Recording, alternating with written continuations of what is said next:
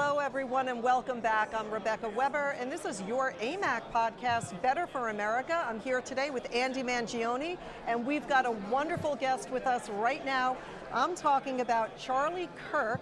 Charlie Kirk is president and founder of Turning Point USA. To learn more about them, go ahead and visit tpusa.com. What a great organization.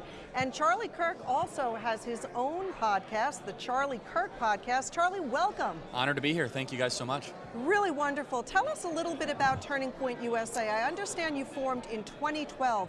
You have a beautiful story. It's so inspiring, and I think Americans really love to hear about how one man with a vision and an idea created something very big. So tell us about that journey. Well, thank you. Yeah, it started in June of 2012. I had no money, no connections, and quite honestly, no idea what I was doing.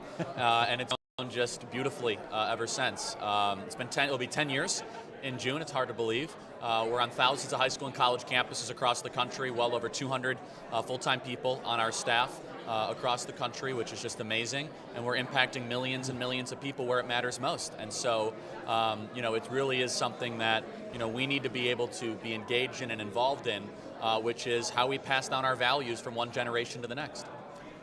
Charlie, and it's so important. We're hearing from our members. Our members are very concerned about the youth of America, particularly, critical race theory, and that's a whole separate issue, but they're worried about how they're going to be growing up and can we perpetuate the conservative movement and, ideally American values that are a huge foundation to the conservative movement. So tell us what Turning Point USA does on these college campuses and these high schools. We start chapters, empower young leaders, host events, do everything you possibly can think of, top to bottom, to have a grassroots type push to be able to educate young people about what it means to be an American, American citizenship, constitutional values, and how we can replicate our ideas to the future generations. Look, being an American is something that is unique and it's exceptional. I mean, one of the big problems, though, is so many patriotic Americans are sending their kids to college, and colleges, unfortunately, do a very poor job, absent Hillsdale College and these other great schools, actually teaching young people what it means to be a citizen, and to actually teach virtue and, why this country is really unique and something worth preserving. So, at Turning Point USA every single day, we're fighting really hard. We do it through a variety of different ways, on-campus activities, digital, social media, you name it. But we're thrilled to be on the front lines. The key is really education is so key, and our AMAC members overwhelmingly said that they wanted us to focus on this critical race theory, the indoctrination of children in schools, and what we're seeing on college campuses, these institutions going woke. So we applaud you for doing the great work that you do. Do you see this as being a major issue, that is the education that young Americans are experiencing? Do you see that as a major issue that's going to impact the midterm elections? Potentially, if Republicans, I think, message it correctly, it'd be very similar to Virginia, what we saw with Glenn Youngkin. A lot of parents and grandparents are very worried that their children and grandchildren are not going to share their values. And critical race theory is an existential threat to America. It's that simple. It's racist. You don't have to overcomplicate it or dive too deep into it. CRT is a ideology. It is a project to try to make us judge people based on the color of their skin, not their inherent value or worth on their soul, their spirit, or their character. And so your members are right to really be concerned about that. And I think it's a top-tier issue. Are you addressing it through Turning Point USA? Yeah, we did a whole campus tour of exposing critical racism tour. We called it the Critical Racism Tour our last fall, and we have a variety of different projects against CRT. Are you seeing any pushback at some of these college campuses, not only with forming a chapter of Turning Point USA, but with the content of what you guys are putting out there? Yeah, I mean, of course, we deal with that every single day. Institutional opposition, high school, college campuses. It's not easy to be a conservative on campus at all, and it's especially not easy to be, an outspoken conservative in today's time. So what we've seen in a variety of different ways is young people that have to become better at resisting the backlash, better at resisting the kind of opposition. But yeah, I mean, look, we just had a chapter at Coastal Carolina University get smeared by the president of the university because they did a university-approved post using a quote from Martin Luther King Jr., and the president of the university said that's inciting white supremacy. So that's where we're at. Okay, and that's what you're up against? Every day. Every single day? Yes. And yet you're expanding more chapters. Oh yeah, we're expanding. I mean, look, those are all just hiccups and speed bumps, right? Well, understood. We plow through it. Right. when you're talking about, so you're empowering young people to speak up for themselves, That's right. not only for themselves, but for what they believe in. That's exactly right, yes. We're empowering young people to care about their future, to care about the country around them, and so many of them have not been taught a positive view of America. It's very negative. It's very much that America is a misogynistic, colonialistic, awful country. This is the greatest nation ever to exist in the history of the world, and we need to tell young people that story. They're not getting the education in high school that I got, that Rebecca got. Yeah, that's right. They're getting the opposite. They're getting blatant indoctrination. Right. And what an anti-indoctrination tool that you founded. Are you expanding? Is there an average rate of growth that every year you're adding more campuses? Every year you're more high schools? Yeah, we're going to hit 1,000 high school chapters by May, which is extraordinary. I mean, eventually we'll run out of campuses to grow to, but we recharter them every single year. So, I mean, look, it's a massive operation. We have a field team that's completely unprecedented in this space. It takes a lot of resources to make it happen. Our donors are very generous to help, get behind us. But our whole viewpoint is that there should not be a young conservative across the country or someone that is leaning to the right that does not have the resources or the ability to be able to organize around their values. Now, I would imagine the uptake, once these kids find out about Turning Point USA, and then they attend a chapter meeting and they see the materials and they see what you're talking about, there's got to be a lot of excitement generated around the program. There's huge excitement, yeah. And I mean, we see young people come out of the woodwork that want to get engaged and get involved. It's extraordinary. So it gives me hope. It really does. And we're making hope happen at Turning Point USA. That's fantastic.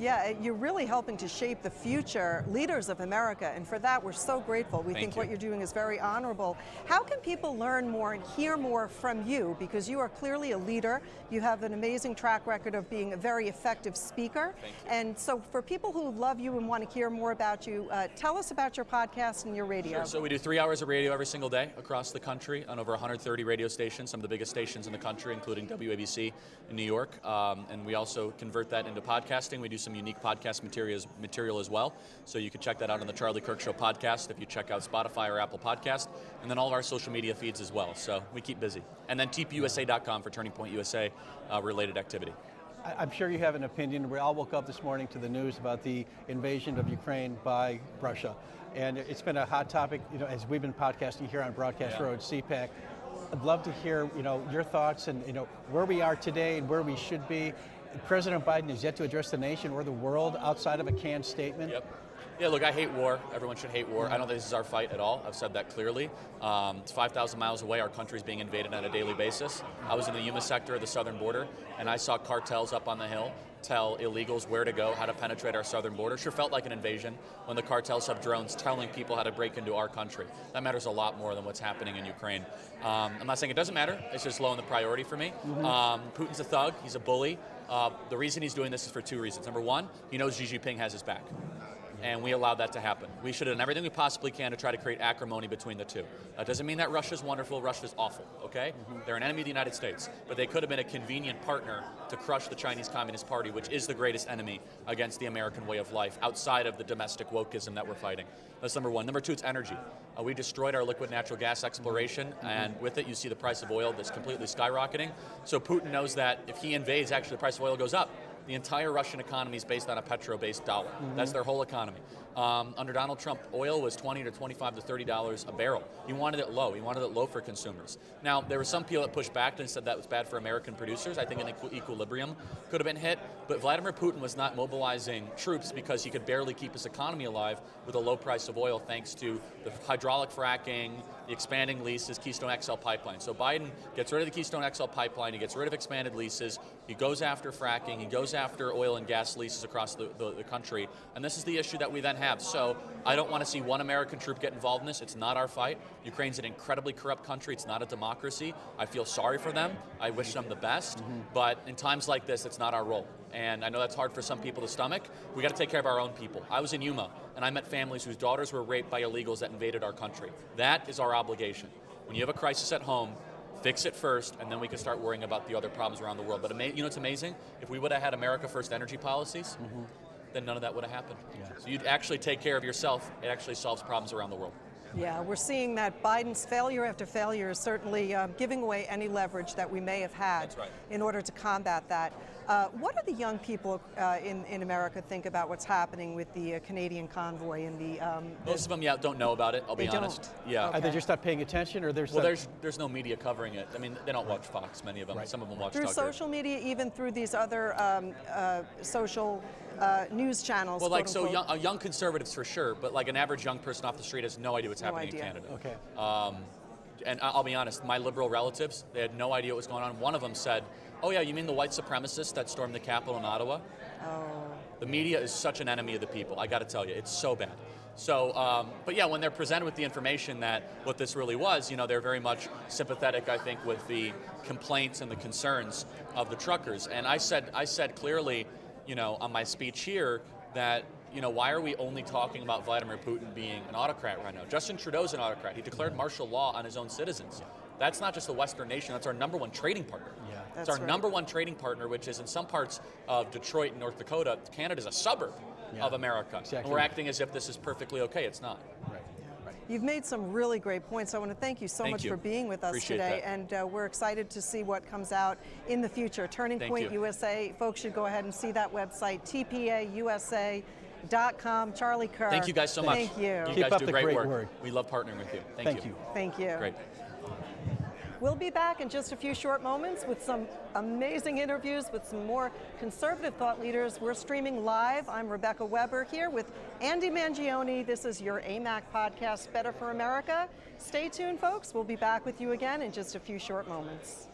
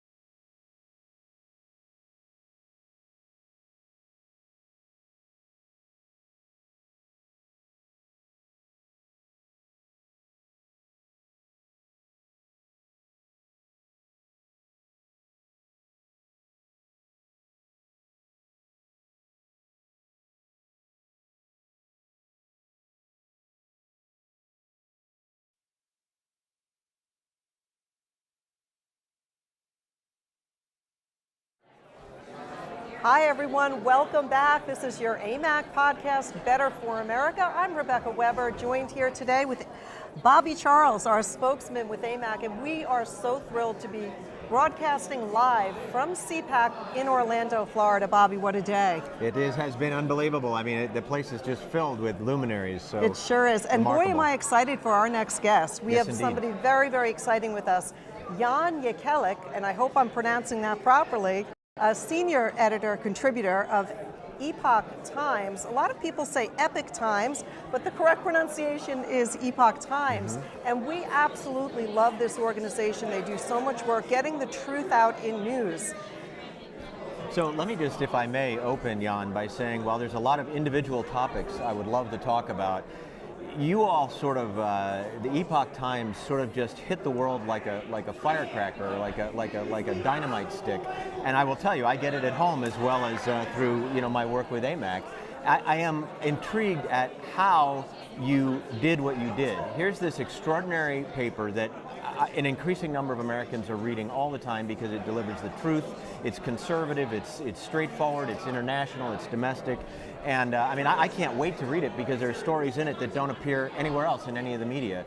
So where did this idea come from? How did it come to be? And how have you grown so fast?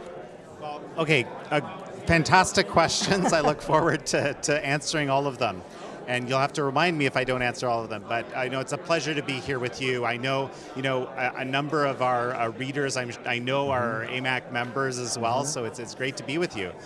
And so, our origins are pretty fascinating. I mean, if I use that word a lot on my show on American thought leaders, but genuinely fascinating. So, you remember what happened in China and Beijing in 1989, right? Sure. So probably a lot of the audience here knows, but today a lot of the young people, they just don't know. And that's by design. So I'm just going to quickly reiterate, Please. right? In 1989, in the 80s in China, there had been this student movement. Students wanted democracy. There had been these leaders that had basically been very kind of open towards freedom, opening up the society a bit and so forth, right? As 1989 approached, this large student movement began all across the nation, and students were saying, we want freedom, we want democracy. And on June 4th, 1989, the Chinese regime made a decision, and their decision was no democracy. And they mowed down, they killed in cold blood the People's Liberation Army, something like 2,000 to 5,000 students in Beijing in Tiananmen Square. That's why it's called the Tiananmen Square Massacre. So we kind of learned how the Chinese regime deals with its issues. So some of these students, okay, one of them is a guy named John Tong. And a number of the ones that could do it, right, that were kind of, let's say, that had the brains, that were able to get scholarships outside, did that. And John Tong, some years later, they basically let him out as a graduate student in theoretical physics. Wow. He ended up at Georgia Tech, okay, in Atlanta. And so now 1999 rolls around. John is having a good time being a graduate student. And the Chinese regime turns on another group, okay, and this group was the Falun Gong practitioners of the Falun Gong spiritual discipline, people practicing truth, compassion, tolerance, this kind of thing. 100 million people across China were doing this. Very popular. And remember, truthfulness, this is important to the Epoch Times connection here. Truthfulness was something these people practiced to a T, right? The regime decided there's more of these people than Chinese Communist Party members. So we're going to wipe it out. We're going to eradicate it, in the words of the dictator of the time, Jiang Zemin. What's relevant to media is they launched a massive hate propaganda campaign straight out of 1930s Nazi Germany, same talking points, okay? To demonize these people, to justify getting rid of these people in the eyes of the populace, right? Because 100 million, even in a huge population like China, is still not a small number of people, right? Okay, so now what's happening is this persecution begins in China. John's in Atlanta. He's watching this. Communication lines are being cut. He can't reach friends back in China. And there's all this terrible, terrible information. And a lot of Western media are just picking it up, are just take as if, the Chinese Communist Party is credible, as if that's real, legitimate, reasonable information news as opposed to propaganda. John and a bunch of others start a website. And that website says, we're just going to tell the truth. That's our goal here. And that website, and luckily he had a few really smart people working with him on the tech side, exploded like nothing else. Because that's the funny thing about the truth, right? People want it. People seek it out. People they know something's off when they're not hearing it, and they go looking, right? So this was the origin, and basically it started actually by these Chinese Americans, right? People who had immigrated, who had gotten away from a dictatorship to a land of freedom, to a land where the First Amendment is paramount, where they could speak their voice, right? And they could tell the truth when it wasn't allowed. And this grew. By 2003, there was an English edition. They covered China, but very quickly they realized, hey, we need to tell the truth about many other things, right? And so now, as we kind of, let's say, get towards 2015, 2016, 2017, to our eye, the media kind of go insane, right? And they start basically, to my eye, and I've been I come from the China human rights side of things originally. I got involved in Epoch Times like 17 years ago because they're one of the very few that were reporting honestly about the realities in China, right? And to my eye, these media are behaving a lot more similarly to how these Chinese Communist Party media behave, because I've been watching them for years, right? And I was like, what's going on? This is so strange. Why are you not reporting honestly? And of course, we're talking about, the candidacy, Trump's candidacy, and then eventual presidency and so forth. People always said that there was this kind of, left-leaning bias in the media, this kind of thing, right? But something changed around this time. Something really did change because it opened a lot of our eyes. And what we did was we just kept trying to report the truth, right? And it just turned out it was very different from what a lot of other people were doing. It wasn't our intention to be different. We were just very committed because, some of the original founders were Falun Gong practitioners, very determined to truth at any cost, right? So timing is really everything with this story, because America needs this reliable news source more than ever. And you did not know that in 1999 and 2000 and in those earlier years exactly how far left our media, what it would look like. And I think that Donald Trump really put a bright spotlight on that truth, that the mainstream media is not reporting, and the American people are aware of it. They see that, I believe.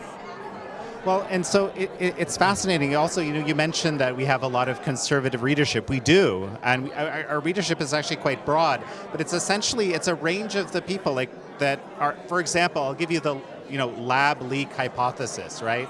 The virus origins. Yeah. In April of 2020, we put together a documentary which went super viral, 100 million views, kind of thing, that just simply said it's very reasonable to think that this virus escaped from a lab, and here's the evidence. There's a fear and cleavage site. There's this lab that works on exactly these viruses with the top researcher who works on these viruses. Right. There's many reasons, right? But in the mainstream media, all we would hear is there's no way. It's a conspiracy. Not even in the media, even academic journals. We heard this, but we simply we couldn't go along with that. So right? Let me ask you a pointed, detailed question. And I love the story, and I think that sometimes history comes around and meets an event as much as you go to meet history, and you are in the right place at the right time, speaking truth to power, which is what we all need. And AMAC tries very much to do that as well. But in a curious turn of events, it's really a question I'm going to ask you. In a curious turn of events, one of my good friends at Oxford, growing up when I was much, much younger, was Nicholas Kristof. And Nick was the guy at the New York Times who reported with his wife all the events of Tiananmen Square, at great risk to himself. And he won, I believe, a Pulitzer for doing it. Very young man, might have been in his 20s. I mean, very young.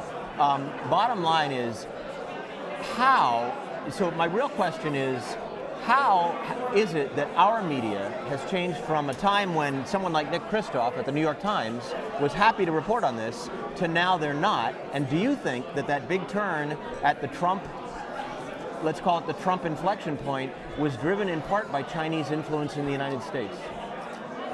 Wow, that's a huge question, and I don't know if I want to speculate. Maybe I'll speak to a few of your questions, okay?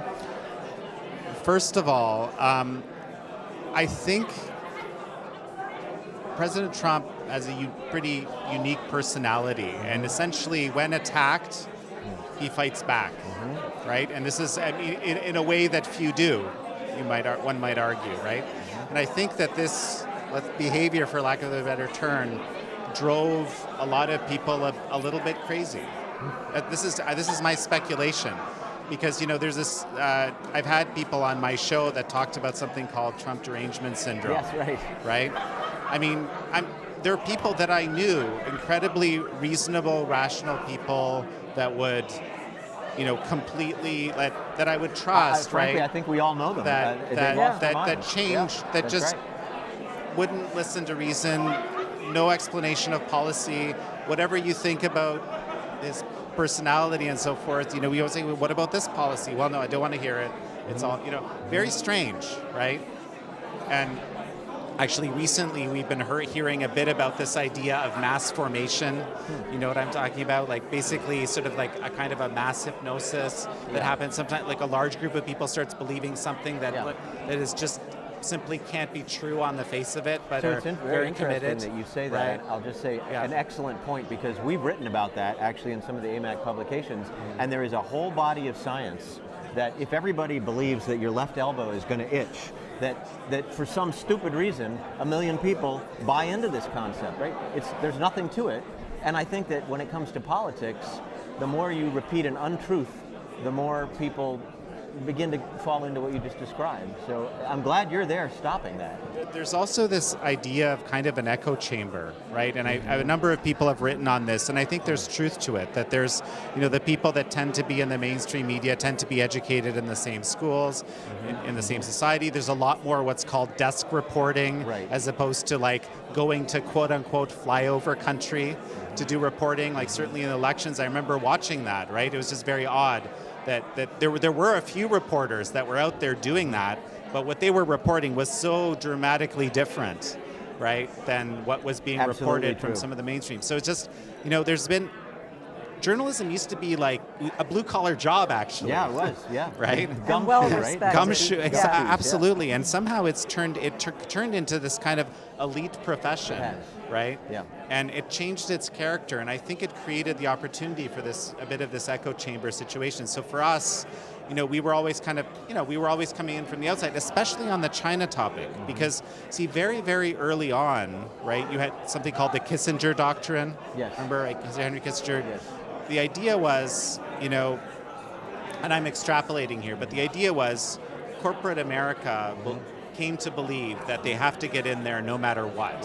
Right? And I think, and I'm extrapolating here, influenced a lot of the rest of society and our politics to basically be very, very flexible. Yeah. And in fact, I'm going to be talking about this, I think tomorrow, that there was this point at which they decided to decouple human rights and trade. So let me, as we close up here just for time, let me ask you a simple question.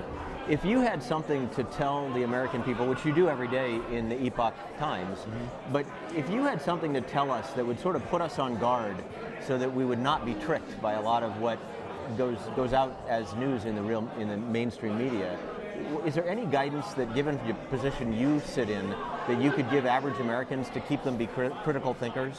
100%. Okay, I know exactly what I can tell you. And I say this coming from a media source where I'll tell you, we are truth seekers. We are always going to go try to give you the best we can on the truth. Don't trust any one media source. Very good point. Don't trust any one media source. You need to, and this is hard, and this is a problem, because people, and a recent podcast, I saw someone said this very eloquently.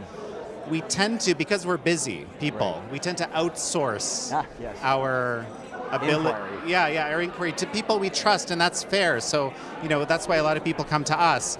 But you do need to do more work than that. You need to know what people are saying in these different, let's say, because everyone has their biases, and those biases come in, and that's just. Well, thank you. But the question is, I'll say this, right? Is it a truth-seeking medium from different perspectives, or is it a narrative-enforcing medium? Right, and you need to kind of figure out which ones are and pick a range of truth-seeking media of different political persuasions. Wonderful That would be what I would point. recommend. Jan, thank you so much. Before we wrap up, tell those listening, how do they go ahead and get at this great news source? Do you have a print publication? Is there a monthly subscription? And then tell us a little bit about American Thought Leaders for those that want to hear more from you. Wonderful. So thank you for that. So we are actually a print publication. We have a weekly publication that goes across America to, let's say, millions, okay? And I'm not going to say the exact numbers on camera, but you can go to theepochtimes.com. Okay, theepochtimes.com is our website. If you want to get a print subscription or just see what those look like, read epoch.com. You can go there. And if you want to see my show, American Thought Leaders, you can actually sign up for the newsletter, which announces every episode as it comes out, theepochtimes.com/newsletter, and you click on American Thought Leaders there. And you can also go to epochtv.com, and you'll find Epoch TV is our TV streaming platform, which a lot of people subscribe to as well, where you'll also find American Thought Leaders and a whole bunch of other wonderful channels. Excellent. Well, Jan, thank you so much for joining us. We appreciate it. And for everybody out there listening, be sure to check out Epoch Times. Highly recommend it. It's the place where I go every morning, the first place I go to check out the news of the day. So keep up the great work that you folks are doing, and we're excited to work with you and share some of that. That's wonderful. It's such a pleasure to sit down with you. It sure is. Thank you. And I'll tell you, off camera and offline, I know that others at AMAC... I just have to wrap. Oh, sorry. So for those listening, we've got another lineup. We've got 3 or 4 people that we'll be interviewing. Just sit tight. We'll be back with you in about 5 minutes here. I'm Rebecca Weber, reporting live from Orlando, Florida at CPAC. We'll be right back with you folks.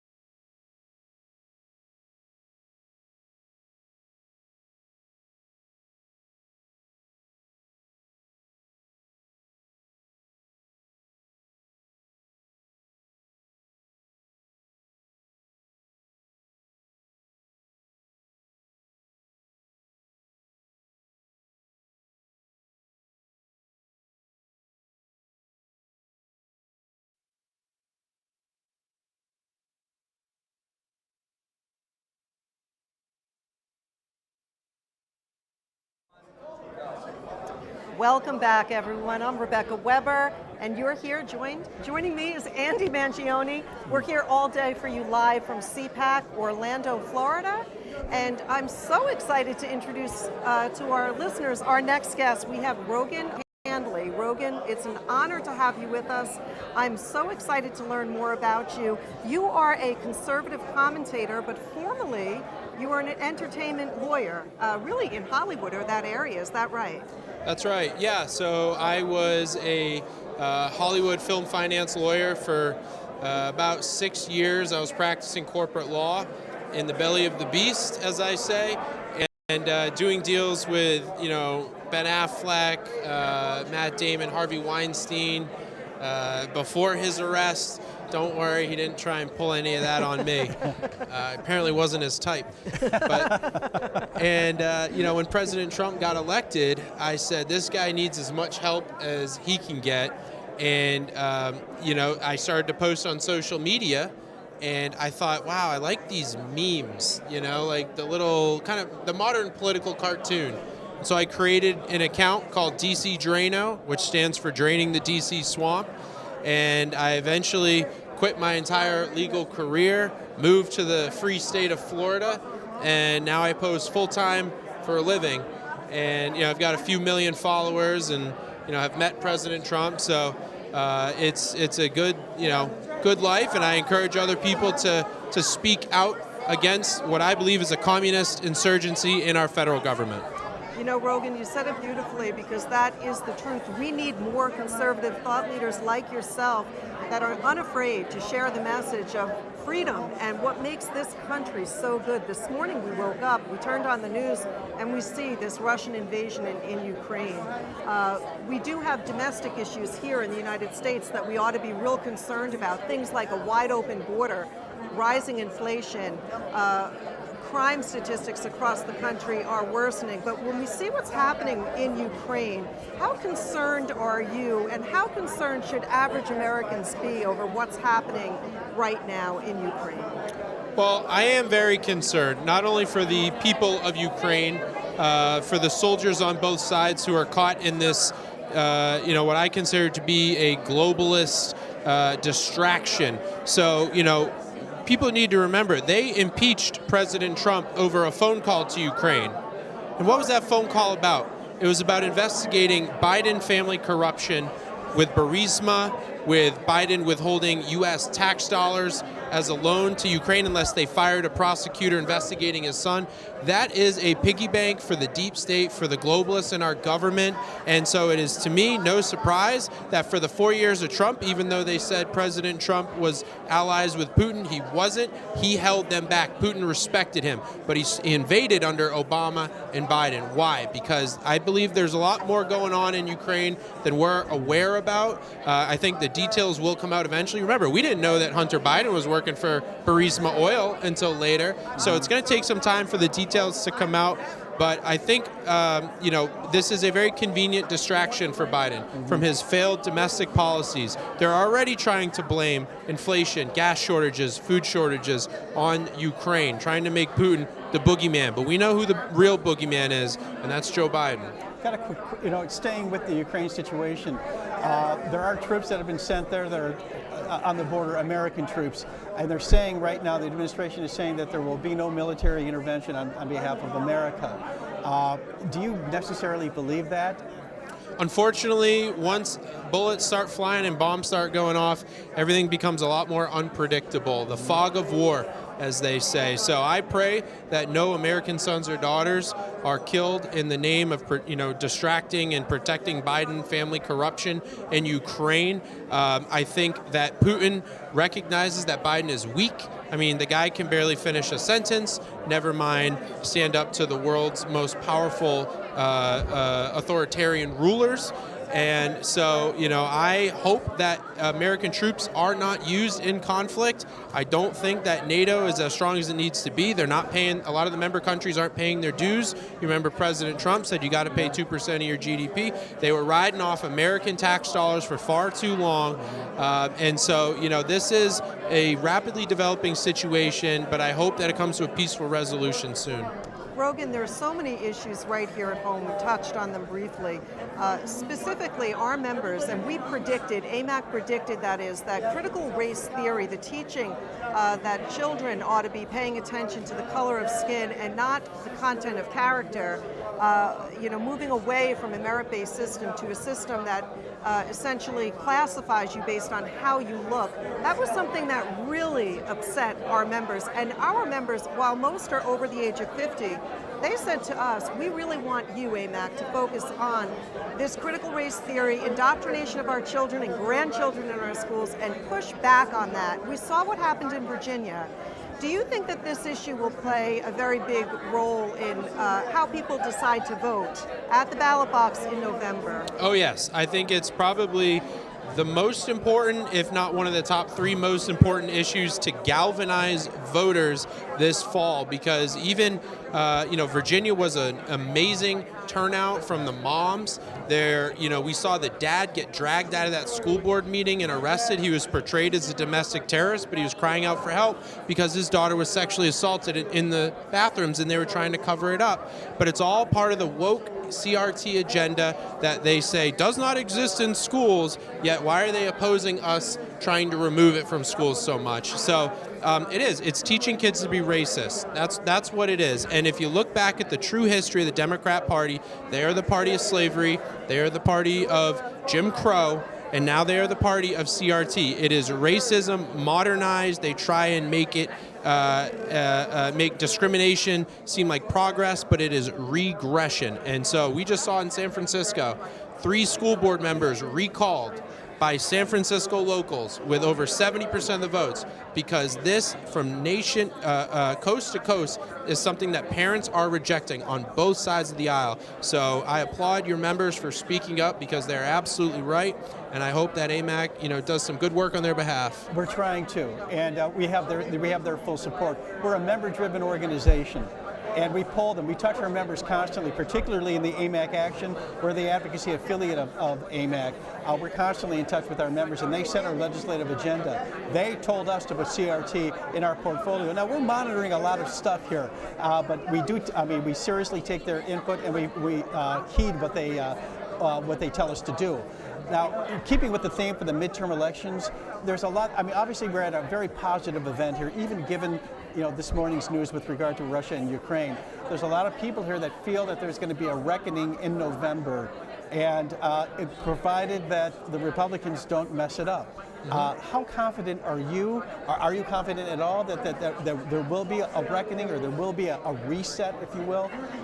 Yeah, I think that leaders throughout history, when times are tough, they like to start a war, rattle the sabers, because that usually will coalesce the people around that leader. They say, well, we have to unify as a country to protect our interests, but I think the American people are a little smarter these days to the tricks of the establishment in D.C. That is the only thing I can think of that they're trying to use to distract from their policy failures right now. It's Ukraine. But 74%, a recent poll, 74% of Americans do not want us to get involved in Ukraine. We saw what happened in Afghanistan with the botched withdrawal. That started the tanking of Joe Biden's poll numbers. The last thing he wants is another foreign policy failure on the world stage. And so he's being very cautious, which I support.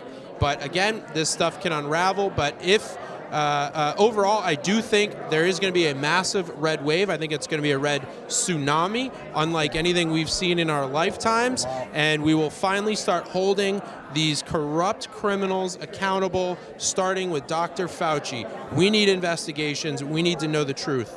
Yeah, looking at the issues that we're facing here at home, everything from inflation to wide open borders, critical race theory, the rising cost of prescription drugs, what do you see as one of the major threats right here at home that people should know more about or be paying attention to? I think the number one thing that we have to fix is election integrity across this country. And it's something that they don't want you to talk about. But it's something that absolutely exists. There's a media blackout on a lot of the state legislative reforms going on a lot of the results of the audits that are run in Arizona, Wisconsin, Pennsylvania, Georgia. And then there's also this documentary coming out from Dinesh D'Souza called 2000 Mules, where they track people by their cell phone pings, these ballot harvesters basically in states where it's illegal. Right. Georgia, for example, and they were dropping off dozens of ballots a night, taking pictures, and they got $10 per ballot. That data is coming out. That is irrefutable proof that there was systemic nationwide voter fraud. So I hope people speak out about that more, because as much as we mobilize to the polls, it won't matter if we're not getting authentic and integrity-filled counting of the votes. Right, right. And our members have been very involved in that effort on a couple of different fronts. We have been engaged. I don't know if you knew this, but on January 25th of this year, it was National Poll Worker Recruitment Day. Did you circle your calendar? Yeah, but we're working with the Election Assistance Commission to drive people to their local jurisdictions to become election workers and poll watchers, and they're called different things in different jurisdictions. So this is a membership-wide effort, and we're joined with other groups. How confident do you feel that we'll get the scrutiny that we need to ensure, valid results? We need to secure about 4 or 5 swing states to really make a difference in this country. It was about 40 or 50,000 votes between Georgia, Arizona, Wisconsin, Pennsylvania, and Michigan that truly determined who's sitting in the Oval Office. So I am very proud of you guys for taking these steps. CRT, Election Integrity, you're the tip of the spear. AMAC is listening to its members, and I applaud you for that. And you certainly have an ally in me, and we're going to work together. We're going to save this country. Wonderful. That's great news. Rogan O'Handley, tell our listeners, how do they hear more from you? How do we follow you on social media? Because you're someone that I think a lot of our members are going to want to hear more from. Well, thank you. You can find me on all social medias except Twitter, because I'm banned for talking about election fraud. DC_Drano stands for Draining the DC Swamp. Let's do this together, everybody. Excellent. That's DC_Drano. Highly recommend. Rogan O'Handley, what a wonderful guy, a patriotic American. An absolute honor to have this opportunity to speak with you. Thank you for joining us today. Thank you for having me on. Thank you, Rogan. We'll be right back, folks, in just a few short minutes. We've got a lot more coming up, some great people that we'll be sitting with for the rest of the afternoon. Don't go anywhere. Be back with you in just a few short minutes. Thanks, everyone.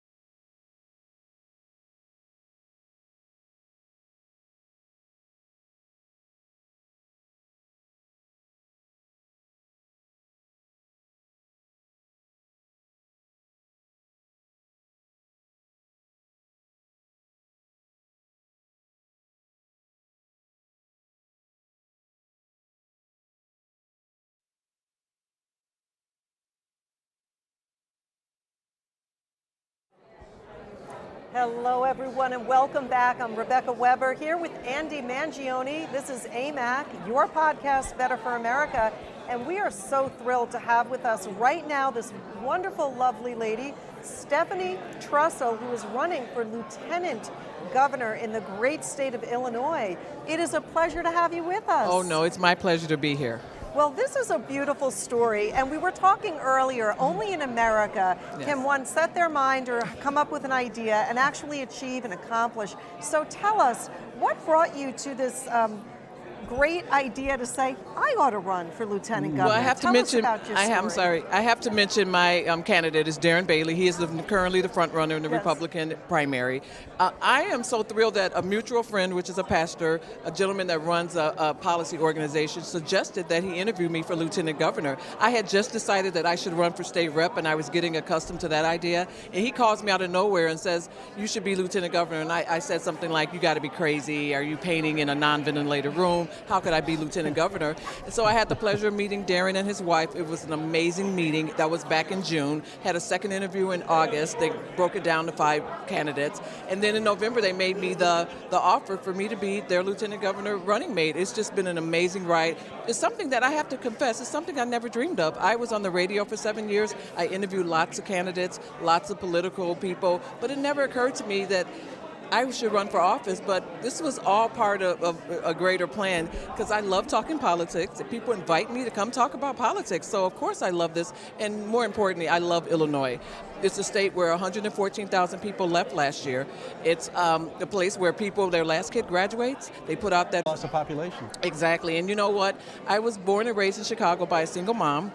And in 1994, I moved to the suburbs because that's where I raised my 5 children, and I have 2 granddaughters. But I'm guilty of just kind of hanging out in that part of the state, and people say it's a deep blue state. But after I became a candidate for Lieutenant Governor, I'm traveling Illinois, and I'm like, oh my gosh, this is a beautiful state worth saving. And once you get south of 80, it's not a deep blue state. There's American flags, Trump signs, people are fighting for the state. And like so many other people that can wrap up and leave, my candidate, Darren Bailey, is a 3rd-generation farmer. He can't wrap up those acres and move to Indiana. He's staying there to fight. He's a state senator. He was a state rep one term, became a state senator, the only one in Springfield that stood up to our governor and sued him and said, you don't have the power to extend your 30-day executive orders and all the mandates and whatever. And no one else in Springfield, our capital, had the courage to do that.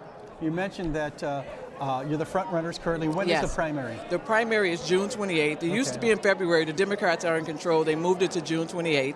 And so we're fighting really hard. This is petition season. We have to get on the ballot. He has over 10,000 volunteers signed up online to be part of the Bailey movement. And we're just doing what needs to be done. And it is a wonderful response. People want, fortunately in the city of Chicago, they're not really educating kids equally. If you know someone, you can get into the good schools. My mom sacrificed, sent us to Catholic schools where I was happily tortured by nuns. And but when my kids came along, I couldn't afford that. And so I moved to a suburb where the quality education, everyone is treated the same, and I was very blessed. But I'm very passionate about those 300,000 children in Chicago, and the majority blacks, that 1 in 4 black children attend a failing school in Chicago. I'm very passionate about that. School choice, that's one of the issues. Now, I know they're spending more time teaching critical race theory instead of teaching kids how to think critically, and that's unfortunate. They're teaching them about how many pronouns there are, but yet and still they can't add and they can't read. Darren Bailey and his wife started 2 Christian schools, so they're very passionate about school choice as well. I am from Chicago. I've never forgotten where I've come from because that's where I formed my family values. Even though I've been in the suburbs since '94, I can't wait until the neighborhood where I grew up, which was once a beautiful place to raise your family, where I formed my family values, doesn't have a grocery store anymore. It's the booming economy that I got my first job at McDonald's at 15. I take my paycheck and walk 4 blocks and spend it in my community. That business area is now run by drug dealers. If you drive through there, they're openly selling drugs right on the street. All the major retailers are gone. I'm going to fight until Chicago has those children. I'm very passionate about breaking the cycle of poverty. If they don't get an opportunity to be educated, well, how are they going to break the cycle of poverty? Very good point. I just want to comment on this school choice. It is so important because those who are, the upper middle class or the very wealthy, they have that choice at their disposal. It is the middle class and the lower income households that need this opportunity to send their children to a school of choice, and we believe here at AMAC that money should follow the student. Exactly. In Chicago, you will have a school, a very good school, top rated, a block or two away from a school that's not a select enrollment school. So they have the models there, but if you're a child and your zip code dictates to what school you go to, and if you don't know someone to get into those schools, and that's what happened to us. We were living in the city. My husband and I applied 2 years in a row for our kids to get into the Walt Disney, which was the good school by us. Our applications went unanswered, so we decided let's move to a suburb where all the kids will be educated the same. There's one good high school, not two, one bad one, one good one. And we were told as a family, we'd never fit into DuPage County. Our kids would be victims of driving while black. And I was even told not to move to DuPage County because you don't want to raise a black man in DuPage County. Well, I saw a relative said that to me. I raised 4 black men in DuPage County, all over 6 feet tall, all are doing very well. And people say to me, well, you don't know what it's like to be a black man. But I think about my oldest son, wanted to be a police officer, moved to this white community when he was 9. 2 years ago, he went and dropped off 3 dozen donuts of Krispy Kremes to our police department. As much as I love the police department, it has never occurred to me to do that. I said, does that sound like a kid that feels like he was targeted by the police? He grew up wanting to be one of them. Now he works for Apple and he's happy there. But any chance that he has an opportunity to thank the police department in our town, all of my kids grew up like everyone else. They never felt targeted. They were given more. And I have all my sons are very well educated. I have one socialist. You got 5 kids, it's a numbers game. And he loves to correct my grammar, and I think, wow, you must have gone to a phenomenal school that you have such a command of the English language. And I have another one that's 26, but my last one is 17 years old. My goal is to get him out of that high school without them telling him how to be a black man in 2022. I'm like, I got that covered. Yeah. Just keep educating my kids like you did the other 4, and I'm going to be happy. So I'm, again, very passionate about just letting people know it's time for us to stand up. We love teachers, right? But we don't like teachers' unions. Sometimes they take over, and it's not about the kids anymore. That's right. Yeah. They have a strong hold on families. Yes, they do. Yeah, it's really sad. What's your favorite thing about campaigning? You know what? Again, guilty of being born in Chicago, and then I've lived in the Collier County.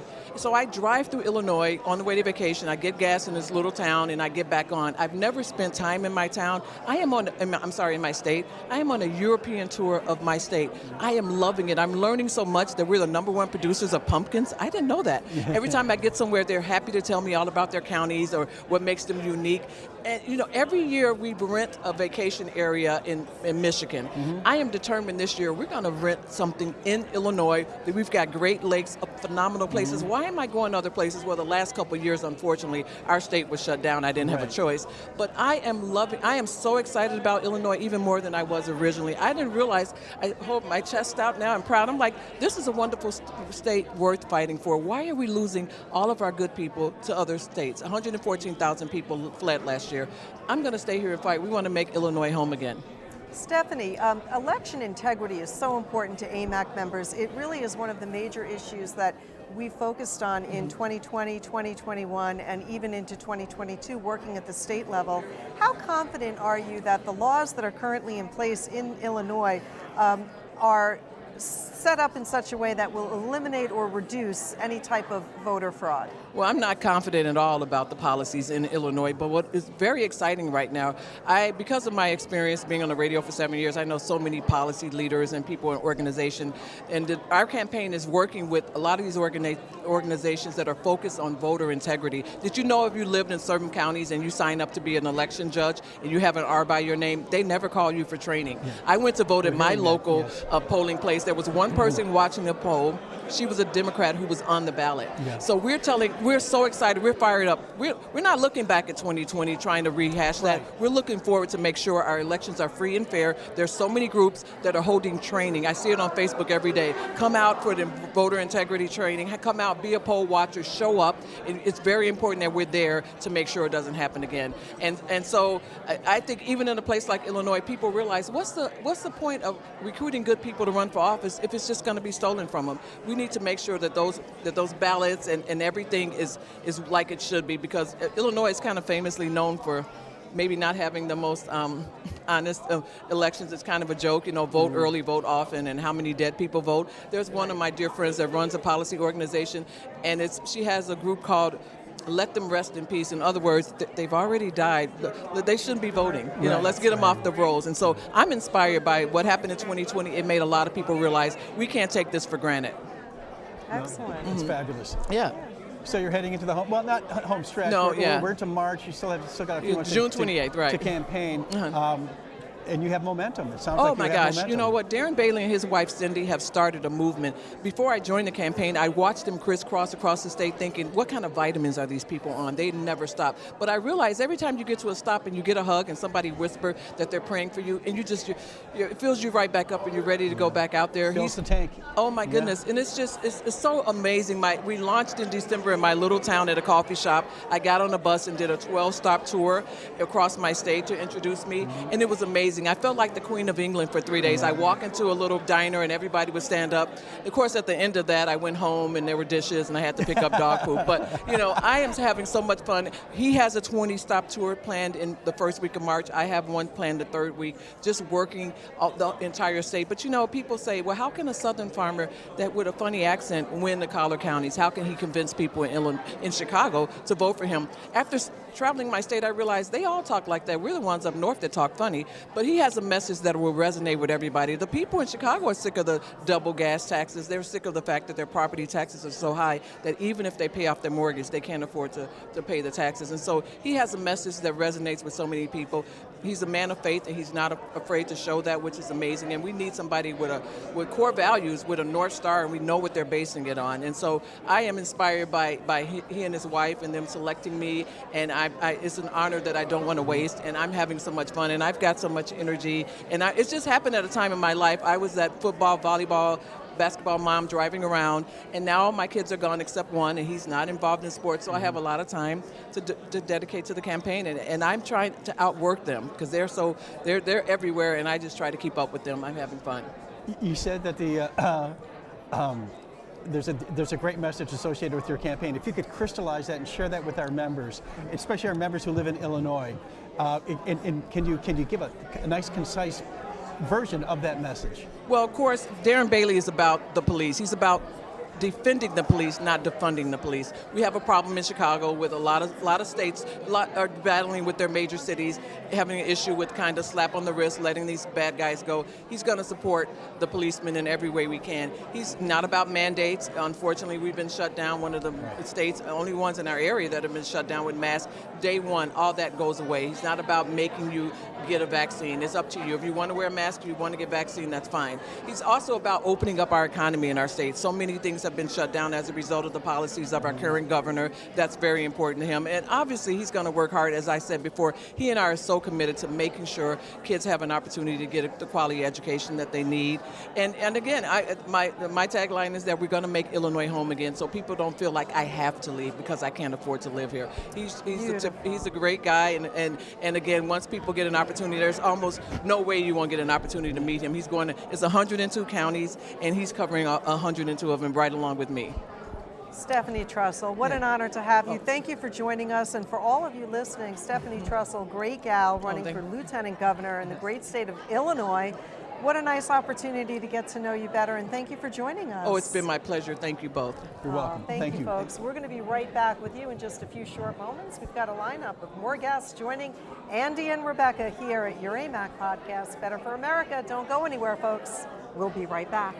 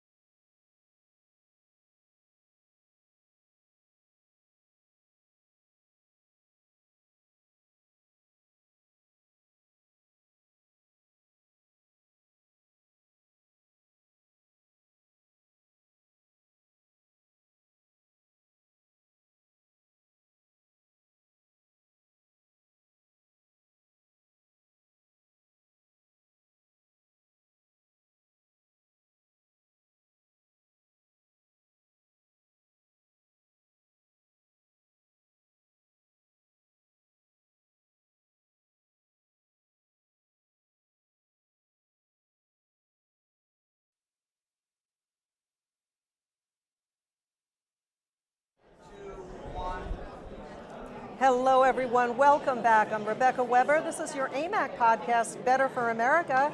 Joined with me here is Bobby Charles, AMAC spokesman, and I'm so thrilled to introduce you to our next guest. This is Frank Penico, and Frank Penico is a director and cinematographer of an incredible film that I'm so excited to learn more about, and you will be too. That film is entitled Systematic Deception, and the purpose of the film was to really point out and expose what the left is doing and how they are manipulating the public's perception of minorities, specifically blacks here in America. Frank Penico, what an honor to have you. Thank you for joining us. Yes, thank you for having me. I appreciate it. This is great. Yeah, the film is called Systematic Deception, and a Republican-leaning network will be airing it within a few weeks or maybe a month. I'm really blessed. Alveda King is in my film, Alan West is in my film, Kim Klacik, C.L. Bryant, and it's inspired by a book titled The Black History Bible. And the website is systematicdeceptionmovie.com, and we're actually having a screening of the film just down the street tomorrow, Friday, between 6 and 8:30. So if someone wanted to come, they can check out my website and get tickets. But the idea came from a woman named Linnell Babbage. She called me out of the blue, and long story short, and said, I want to do a film that exposes the way that Democrats lie to the black community. And I loved the idea. And then she also said, my daughter wrote a book, mirroring these issues. So the book is, the film is inspired by the book. And it also is meant to expose the lies. Like, I'm a Catholic, and I very much am into scripture that states, take no part of unfruitful works of darkness, but expose them. So that's what I try to do through my films. There's a big misconception, Democrats, a lot of the black community think that the Democrats are their friends, and they're not. They're the party of KKK, they're the party of Jim Crow, and there's this big misconception. So there's like 20 righteous black American Christian Republicans in my film. And we touch base on critical race theory. We touch base on the farce, like when Biden says America's greatest enemy is white supremacy. We touch base on abortion, all kinds of things. And we touch base on the awesome accomplishments of African Americans or the blacks in America, how they're the part of our fiber and our fabric of America. Let me ask you a couple of quick questions that are to the point of the film.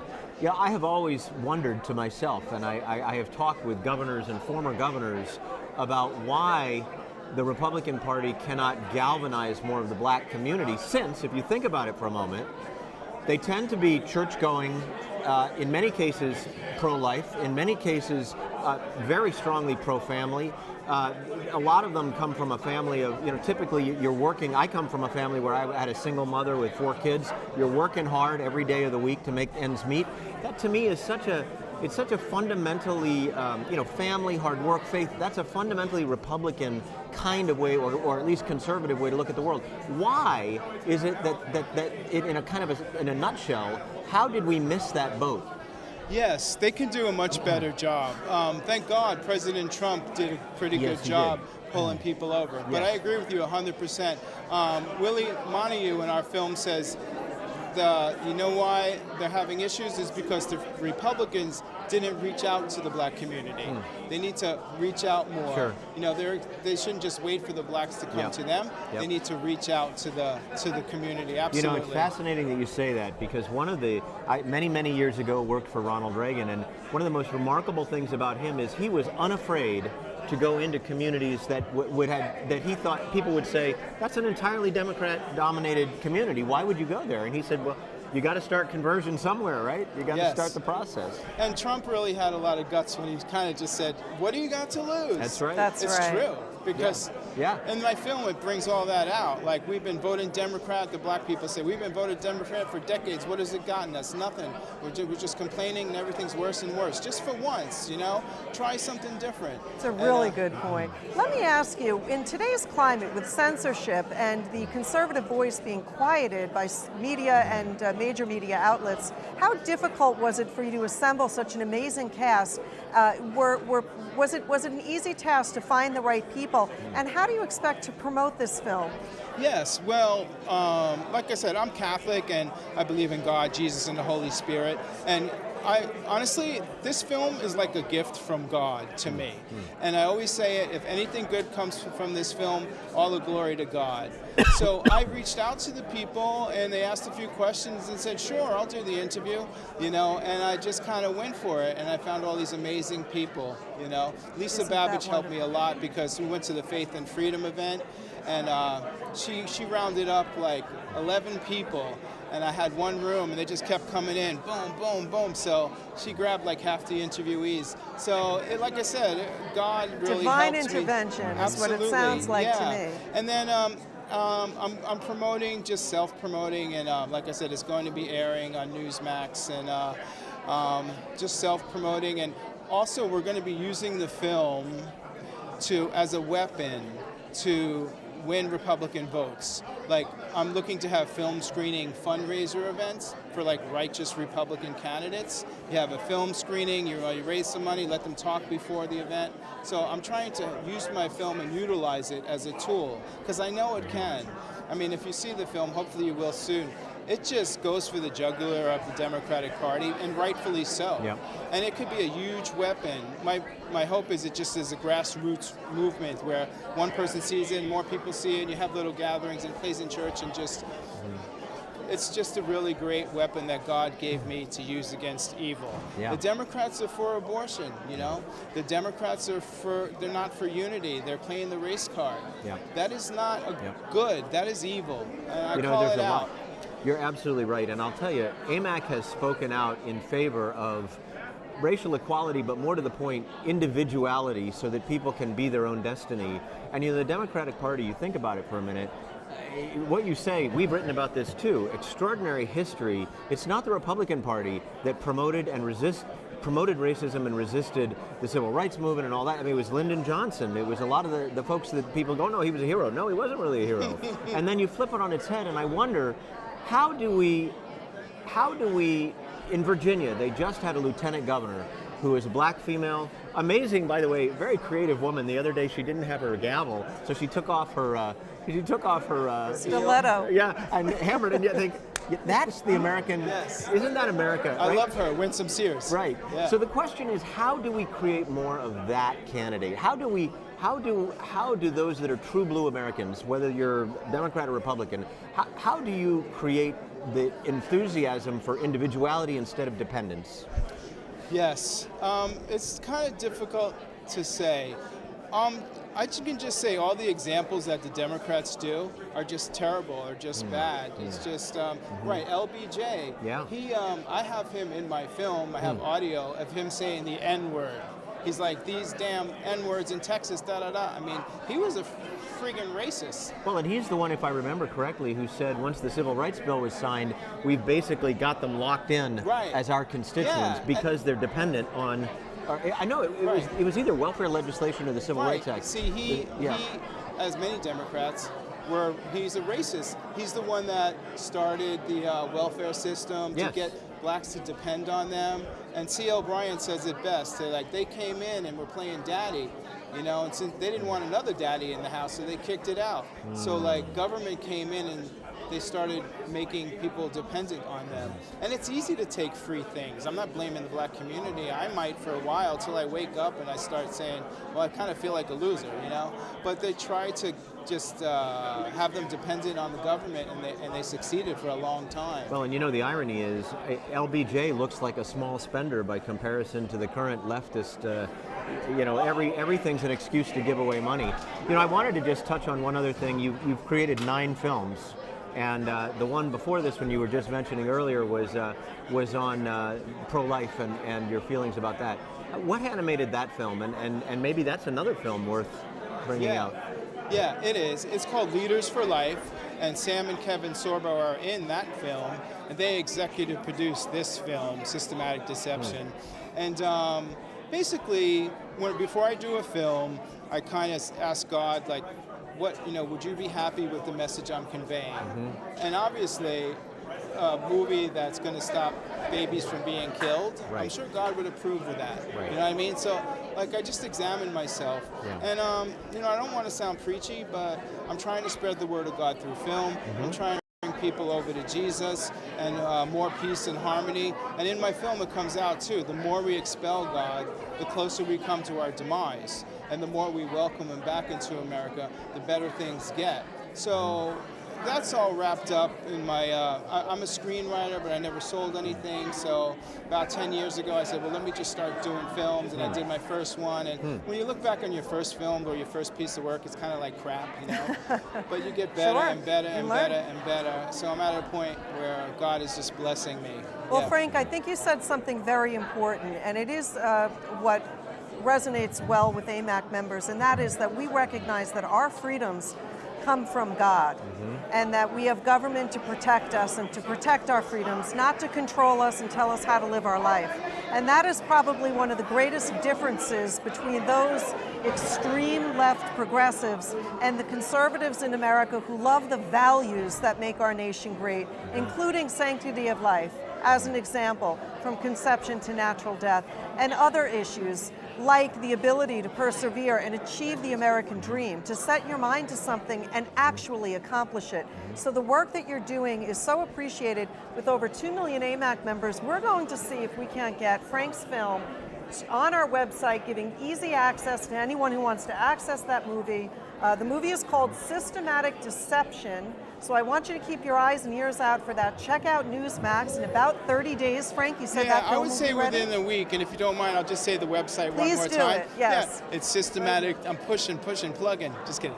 It's systematicdeceptionmovie.com, and if you go there, you can check out and get a ticket for our screening tomorrow night, and we appreciate it. And yes, Newsmax will be carrying it. It played twice on OAN not long ago, so I'm getting my notches in my belt, and I so appreciate you having me on so I can have a voice. Well, So we work together, right? That's Yeah. it. This It's was all an good. honor. That's Frank? what conservatives and Republicans That's do. right. That's That's right. right. Thank you, Frank Penico. God bless you. Pleasure to have you. For My all pleasure. of you listening, we will be right back. This is your podcast, Better for America. Don't go anywhere. We've got 3 or 4 more guests lined up, coming back in just a few moments.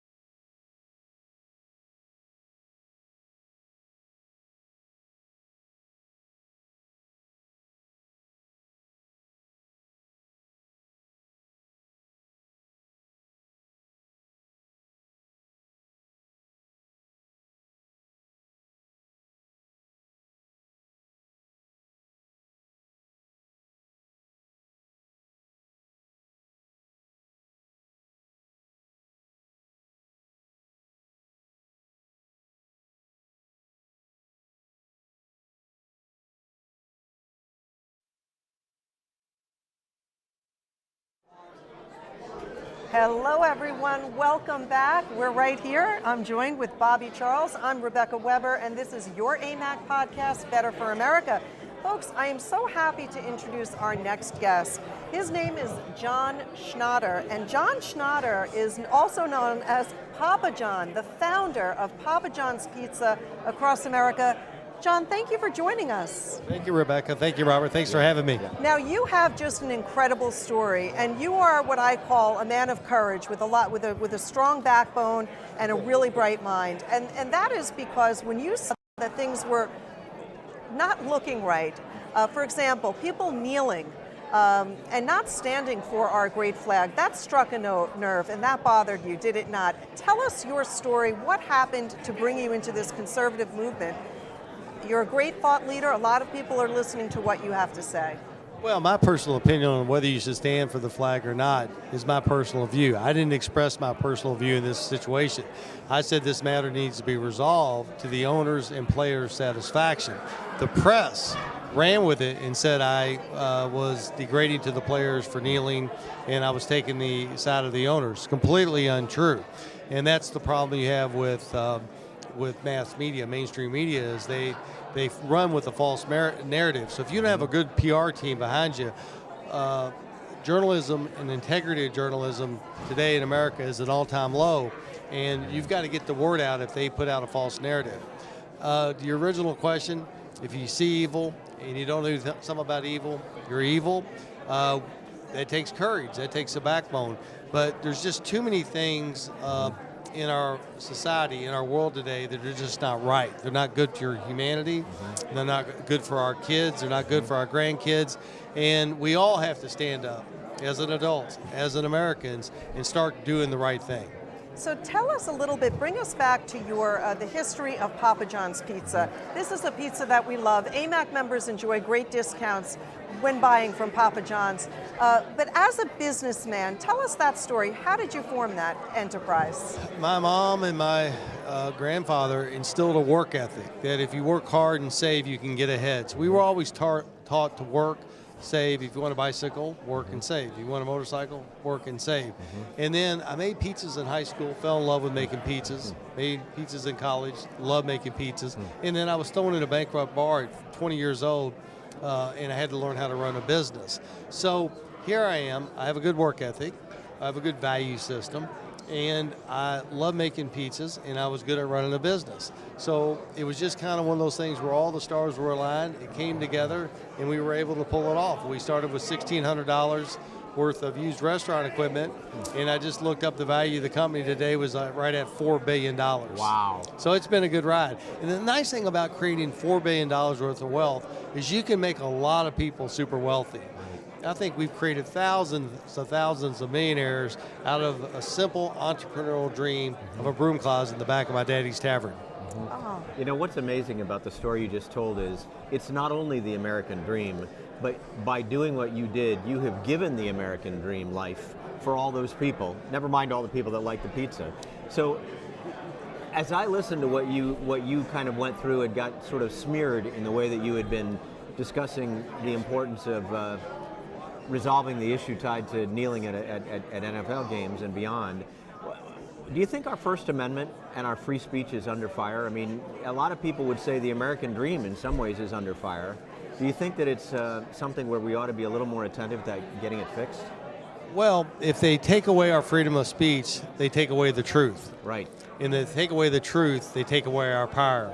We can't let them take away the truth. We can't let them take away our history, our truth, what makes America great.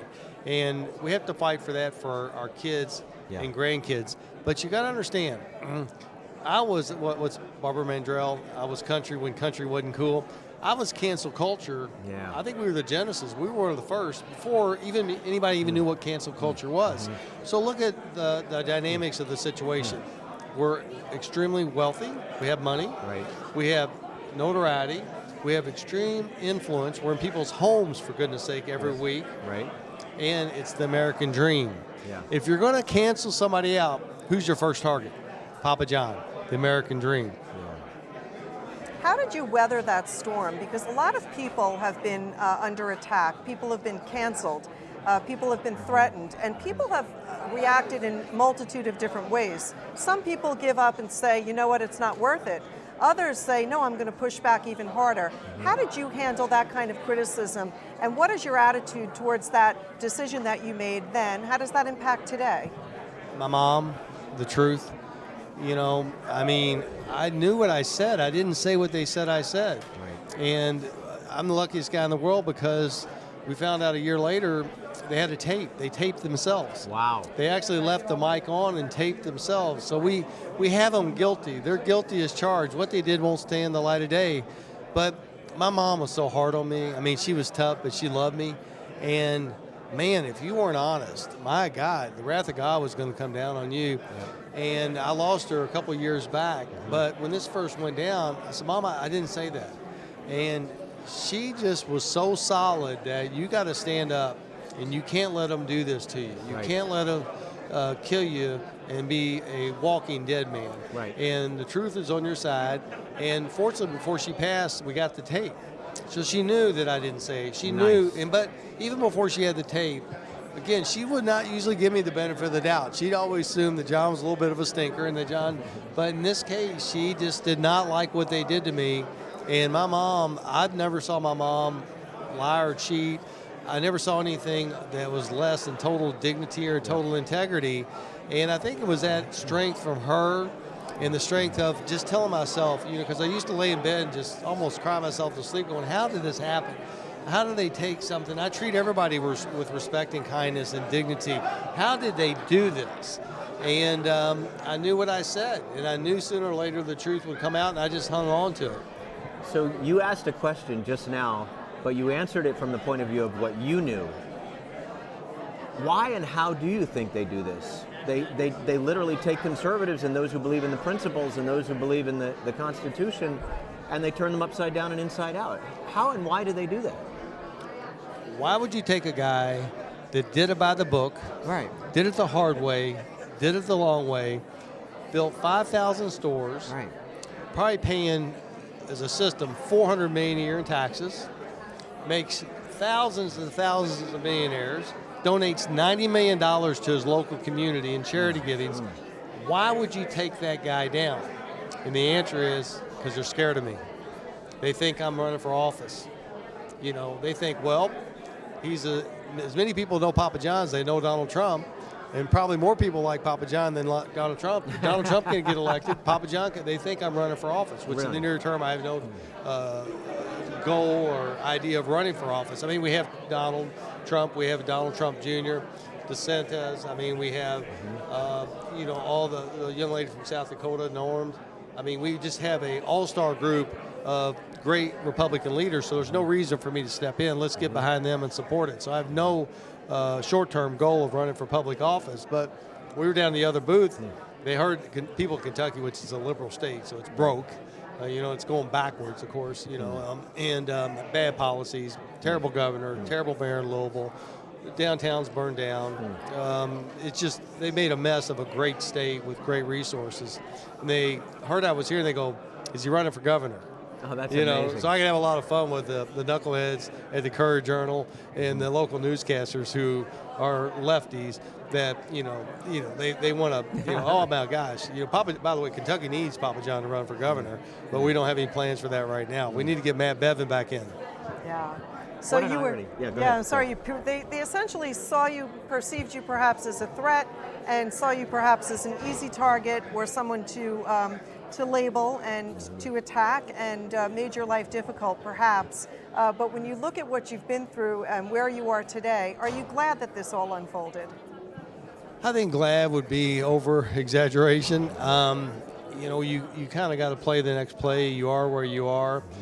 You have to take what happened and use it as rocket fuel to propel yourself to the next venture.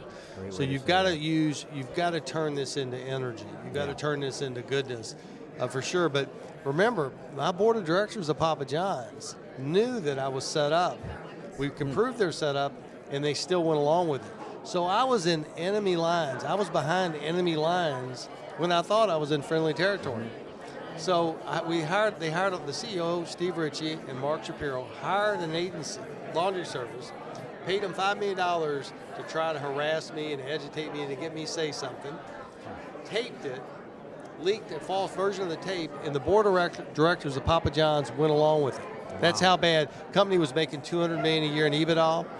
When you start making $200 million a year in EBITDA, you find out what people are about. They wanted that money. And the only way they were going to get that money is to throw me out. Couldn't find enough other personality traits and limitations, which there's plenty of.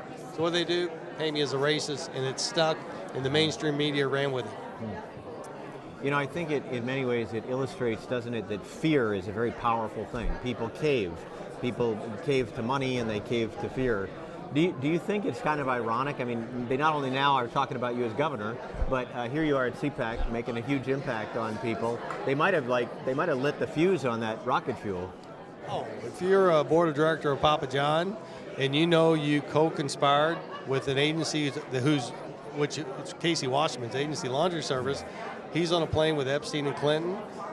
I mean, these guys. I mean, this is you know, he's on the board of a company that treats women very the sexual harassments, nefarious behavior from the officers down, and the board of directors sided with him, let him paint me as a racist, and went along with it. I'm at CPAC, spreading the gospel of being positive, being upbeat, and you know, let's get back to the basics of what makes America great. You can bet it's scaring the stripes off the raccoon if you're a board of director of Papa John's.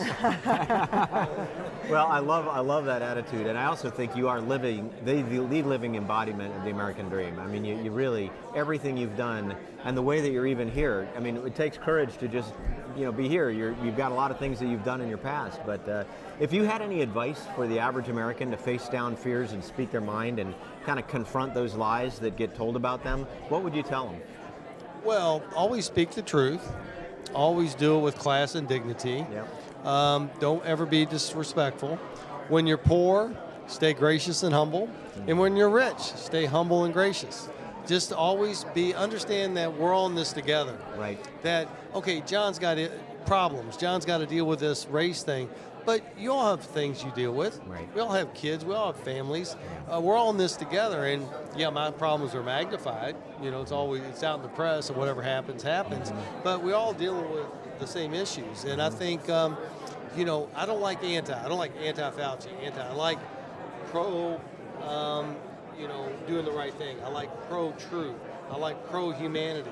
I like pro-betterment for humanity. I like to keep things positive. Right. And so I think the main thing I tell kids is, you know, you're smart. Don't let them take your critical judgment away from you. Don't let them take your independent critical judgment. All great businesses came from somebody thinking out of the box.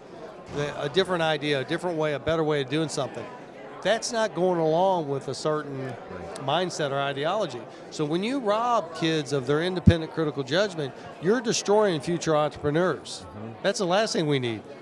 Very good. Very good point. Thank you so much, John Schnatter. I would love to have you back, and it would invite you to join me in a future podcast where we can get into a whole lot more. You're such an interesting man. You've got great knowledge to share, and just a beautiful story. Thank you for your courage, because you inspire other people. Thank you, and thank you, Rebecca. Thank you, Robert. It's a pleasure being with you. God bless. Well, thank you. This was fabulous, folks. Don't go anywhere. We've got some more guests coming right up. I'm Rebecca Weber. We'll be right back. See you in just a few moments. Thank you.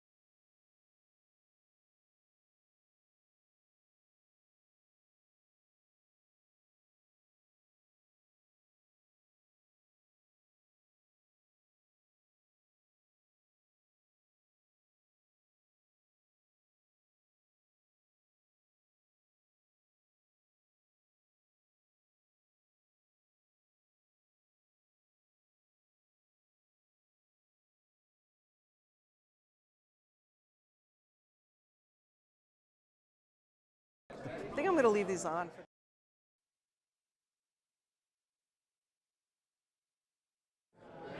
Hello, everyone, and welcome back. I'm Rebecca Weber, joined with Andy Mangione. This is your AMAC podcast, Better for America. We're here live from Orlando, Florida at CPAC, and it's been an exciting event.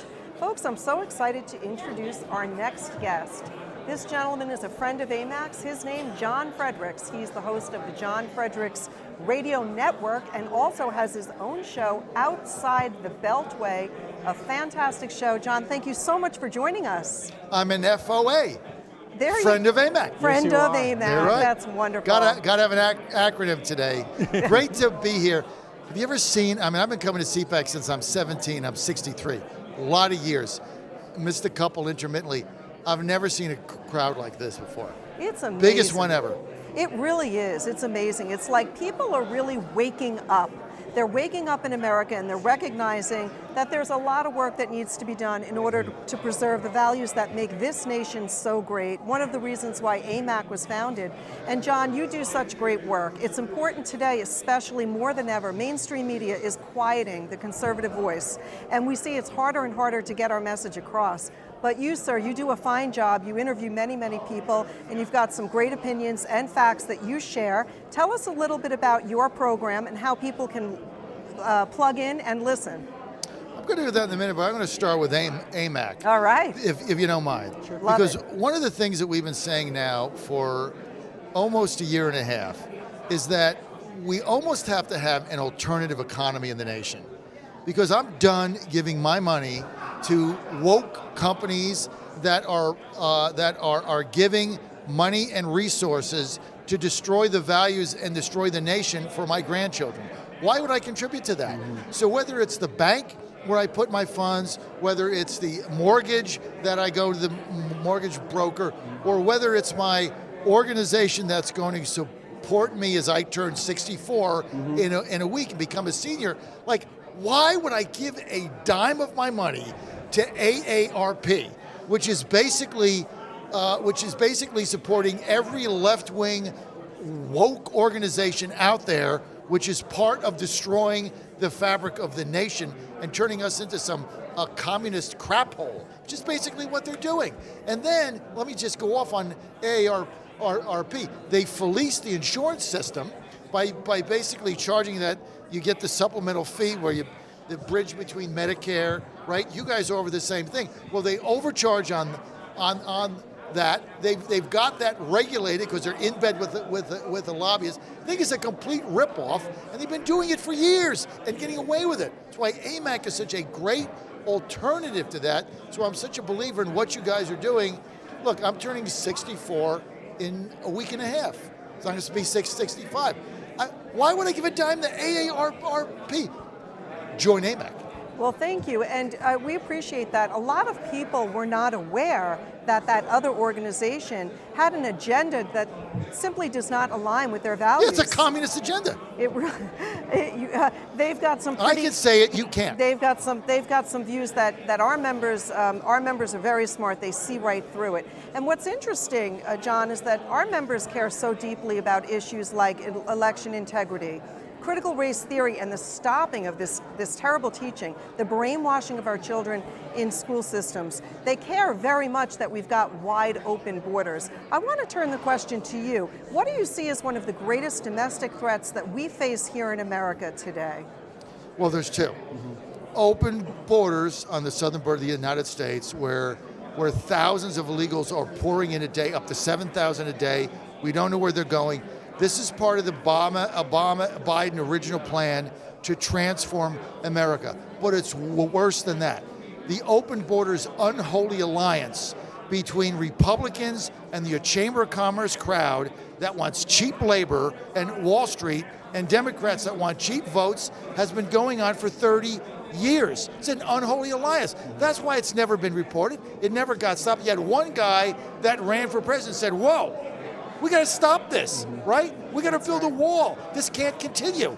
Obama-Biden vision, look, they can't win a legitimate election with the people here. The only way they can win is by stealing, cheating, illegal votes, and then transporting people in putting them on the dole, giving them money, and somehow finding a way to turn those in to Democratic voters. Other than that, they're going to get absolutely wiped out in the midterms. So you feel that there's a reckoning coming in November.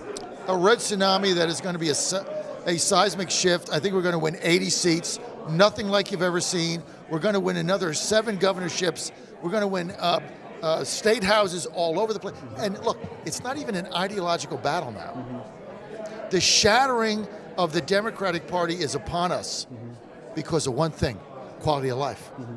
Your quality of life has gone down. We're not arguing anymore, Andy, about how big the capital gains tax cut should be. Right. This was all the ridiculous stuff that you got from Cato and the Heritage Foundation, and all that nonsense, right? It's all. No one cares. Here's what they care about. They go to the gas station, they fill their tank up. It was 50, now it's 80. They go to the grocery store with their family. It was 100, now it's $1.45. They can't buy things. They try to get something. There's delays. They can't order it. It doesn't come. There's a supply shortage. They look at their stock portfolios going down. They look at inflation. Their savings is now meaningless. I mean, this is a quality of life issue. We've let the Democrats steal the election, and we've let them run the country for a year. And this is what the result of it is. Ukraine, weakness. Trump was in office. Barrel of oil, $41. Know what it is today? 107, right? 1 year. I mean, imagine what's going to happen in 2 years. How much is it going to be? 150? We were energy independent, and now we're energy dependent in a year. I mean, this is what the left-wing progressives have done. Average people are now seeing it, right? This is not an ideological. Somebody on my radio show today, I tell like it is, right? Heritage Foundation. About some ideological white paper they did. Like, no one cares, dude. Here's what they care about, right? They can't walk the street at night. They don't care about your stupid white paper or Cato Institute. All this conservative nonsense that they've been spewing out for 50 years. Action, action, action. I'll tell you the most critical thing before November. Primaries. We never really thought about those, right? Maybe there's a guy we like or a gal we like, and maybe there's an incumbent that's a rhino. You just you go to conventions, happen, primaries. You focus on the fall. This is what Republicans do, right? November, go vote, put my little sticker on. No, can't do that now. Primaries. You have to focus on who you're nominating.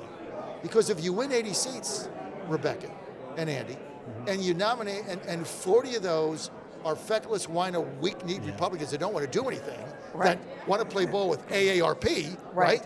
Which they do. What good is it? Then you get another Boehner, you get another Ryan, you get nothing. Oh, we got to get along. We don't want to rock the boat. Wait a minute, we got another election coming up. I have this beautiful 3-corner office. We have to govern. Oh, that's the other thing. We have to govern now. So when governing, Andy, we have to play ball with the Democrats, and we have to get a coalition together. Why don't they ever get a coalition together with us? They just jam everything down our throat. We got to have a winner mentality. You look at Virginia. That's where I live. That's right. Complete crap hole under McCullough, north of this guy Youngkin wins. Trump voters put him over the top, right? Turned out in record numbers in rural areas. Put him over the top. Gets in there. Everybody thought, he's kind of, Carlisle, big executive guy, open borders guy, China, right? Does everything he says he's going to do. He's keeping his promises. That's what winning looks like. That's right. And this is why I keep saying on the air, we got to understand, you win, and what does it look like? It looks like Youngkin getting rid of mask mandates on day one and fighting through the courts and then getting it done. This is what winning looks like. And we can do this. And your company is ascendant. Your AARP, you're ascendant. The more people that know about AMAC, you need to join it, because you guys are an advocacy group advocating for the values that we believe in. That's good for our kids, grandkids. Coupled with the fact you have great benefits. Like I get a break in my car insurance, right? I'm going to buy the supplemental insurance. So why would I go to one of these left-wing liberal organizations that's giving money to people destroying my country? Like why would I who would do that? That's right. So It's a real good point. No, it's a wonderful point. And just back to what you mentioned in Virginia, AMAC predicted that this would happen. We saw this swell. We saw the grassroots movements, especially around parents. And you don't want to piss off Mama Bear or Papa Bear because we'll come out and say no more. And I think that this is what we're going to see more of in the November elections. People are going to be making decisions based on their freedoms, their fundamental freedoms. Does my child have to sit in school all day with a mask tied up, for 8 hours? Enough is enough. We see it. We're doing so much work on it, and on the election integrity side, and we're thrilled. So I appreciate you and for having us on your show in the past. How can people learn more and tune in to your program? The easiest thing to do is to download my app because we actually own radio stations in Atlanta, Philadelphia, and a lot of Virginia. But my show 6 to 10 a.m. Monday to Friday, Eastern Time, John Frederick Show. Easiest thing to do is just download my app. Just go to the App Store, put in John Frederick Show, or go to Google Play, put in John Frederick Show. Bang, you're there. And then 4 to 5 p.m. my TV show Outside the Beltway is on Real America's Voice, which is on a bunch of different platforms, Channel 219, The Dish, and many, many other cable networks. RAV, you can find it. But if you download my app, push the button at 6 a.m., there I am. Yeah. Wonderful. Excellent. I like how you mentioned a tsunami that's forthcoming, bigger than 1994, bigger than 2010, bigger than 2014. What makes me nervous is that we cannot underestimate the Republicans' chances of messing it up, and I hope they exactly. don't. Andy hit it on the head, right? That's the problem, right? Poor leadership, rhinos. They're going to find a way to screw it up, and so that's why the primaries now become important. Because if we nominate conservative America First candidates, right, then the inertia is so great. The McCarthy's of the world are not going to be able to screw it up, and the other rhinos. And so I think we're seeing some of that happen. It's like, for instance, all right? I mean, if I'm McCarthy, right, why haven't I come out and supported AMAC? Why? I mean, I should come out and say, hey, anybody that's 65 ought to join AMAC. That's all you have to say. Why would you give your money to a communist organization? My mother, who's dead now, was a AARP member, and I bought her that gap insurance, right? That goes from Medicaid with coverage. Sure. And when I was buying it for forever, so I was in my 40s or 30. It was like $90 a month. When she died, it was like $750. Wow. It was a complete ripoff. She wanted that thing, but you offer the same thing. You just got to look at. Don't support companies that are taking your money and then destroying your nation and your way of life along with it. Because, look, these big companies in America, they're all woke. They don't want small businesses. They don't want you. That's right. They want to control everything because they're in bed with the Democrats, right? So they want to eliminate all competition, charge you whatever they want, right? And have poor services because they're in bed with the Democrats. That's organizations like yours that are really at the forefront of the movement. That's why I'm so excited to be here. Well, we are You guys honored. are doing an excellent job, by the way. And thank you. Thank you so much for being here. And for everyone listening, what a great day we've had. So many amazing guests. We'll have so many more with us tomorrow. Just getting Andy started. and I are just getting started. Folks, if you haven't renewed or downloaded the AMAC News app, go ahead and Google AMAC on your news app. Get breaking news there. And you all should be getting our magazine coming to your mailbox any day. Courage, not fear. That is our logo here at AMAC. Courage, not fear. Stay strong, folks. Thank you for joining us to AMAC's podcast, Better for America. I'm Rebecca Weber. I'm Andy Mangione. And we will have you back with us tomorrow. Have a wonderful day, everybody, and God bless you.